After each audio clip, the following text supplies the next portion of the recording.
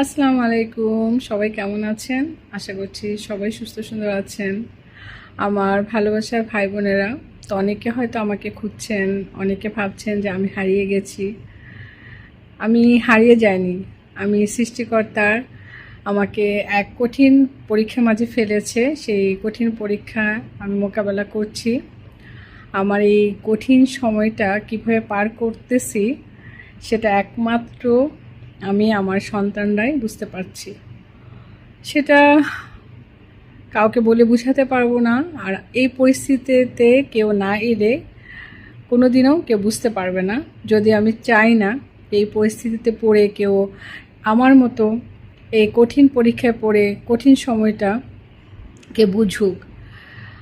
আল্লাহ আমাকে কঠিন পরীক্ষার মাঝে ফেলেছে, আল্লাহ আমাকে সমাধান করবে। তা আমার মতো কষ্টে যাতে কোনো আমার ভাই বোনেরা থাকুক সেটা আমি চাই না। আপনারা সবাই দোয়া করবেন আমার জন্য। অনেকেই জানেন আমার হাজব্যান্ড অসুস্থ, আমার হাজব্যান্ডকে নিয়ে আমার ব্যস্ততায় সময় কাটে। অনেকে জানেন না, সেই কারণেই আজকে আমার এই ভিডিও। বেশ অনেক দিন হয়ে গেছে আমি সেভাবে ভিডিও করতে পারতেছি না। আসলে আমার কিভাবে যে সময় পার হচ্ছে সেটা যদি আপনাদের বোঝাতে পারতাম তাহলে অনেকটা শান্তি পেতাম। সেটা কখনোই বোঝানো সম্ভব না। তো সবার কাছে অনেক অনেক দোয়া চাই আমার হাজব্যান্ড যেন খুব জলদি সুস্থ হয়ে যায়। আল্লাহর অশেষ রহমত আপনাদের সকলের দোয়ায় ভালো আছে। আরও অনেক ভালো হতে হবে, তাহলে আমার সুস্থ সুন্দর জীবন, এই সুন্দর মন সব কিছুই আমি ফিরে পাবো, আপনাদের মাঝে ফিরে আসতে পারবো। তা আমি আসবো।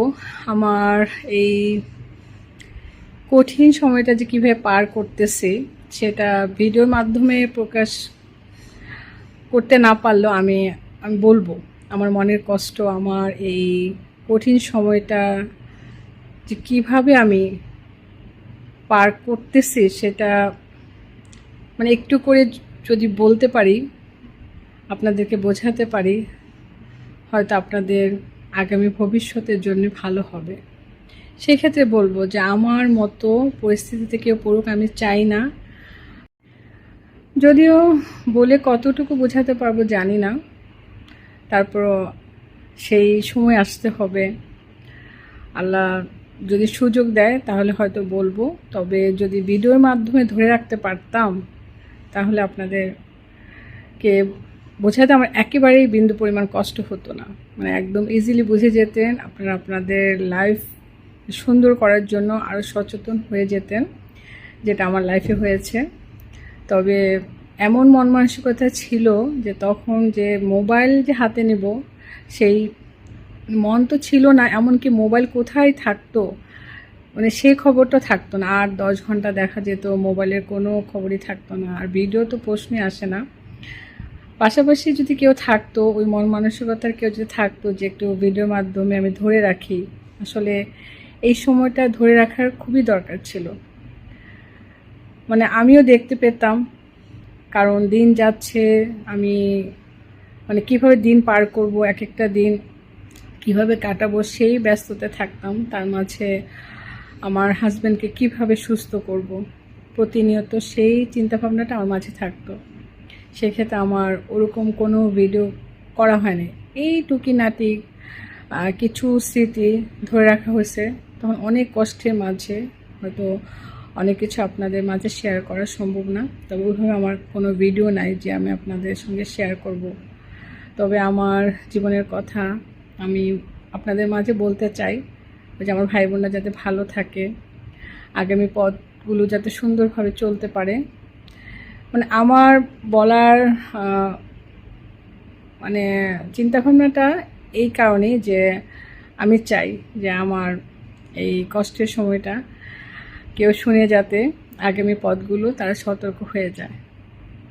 আগের থেকে প্রিপারেশান থাকলে, মনোভাব চিন্তাভাবনা যদি সুন্দরভাবে গুছিয়ে রাখা যায়, মানে চিন্তাভাবনাটা ভালোভাবে থাকে, তাহলে আগামী পথ আশা করি আল্লাহ তাআলা সবাইকে সুস্থ রাখবেন আর মানে সবাই ভালো থাকবে। মানে এটা এখন বুঝতে পারি আসলে। এটা আমি চিন্তাও করি নাই লাইফে। আমি এমন একটা পরিস্থিতিতে পড়বো, কারণ আল্লাহ তাআলা মানুষকে যে কোনো সময় যে কোনো পরিস্থিতি ফেলতে পারে। মানে সেই চিন্তাটা হয়তো আমার মাঝে ছিলই না। আলহামদুলিল্লাহ ভালো আছি, সুন্দর সময় কাটছে। আল্লাহ তাআলা আরও সুন্দরভাবে সময় কাটাবে সেই বিশ্বাসটাই ছিল। তবে আমি মনে করি আল্লাহ যাকে বেশি ভালোবাসেন তাকে আবার বিপদ দিয়েও পরীক্ষা করেন। সেভাবে আমি আল্লাহর উপর ভরসা করে দিন পার করতেছি। সবাই অনেক অনেক দোয়া করবেন, ইনশাআল্লাহ আবারও দেখা হবে, কথা হবে। সবাই ভালো থাকবেন। আল্লাহ হাফেজ।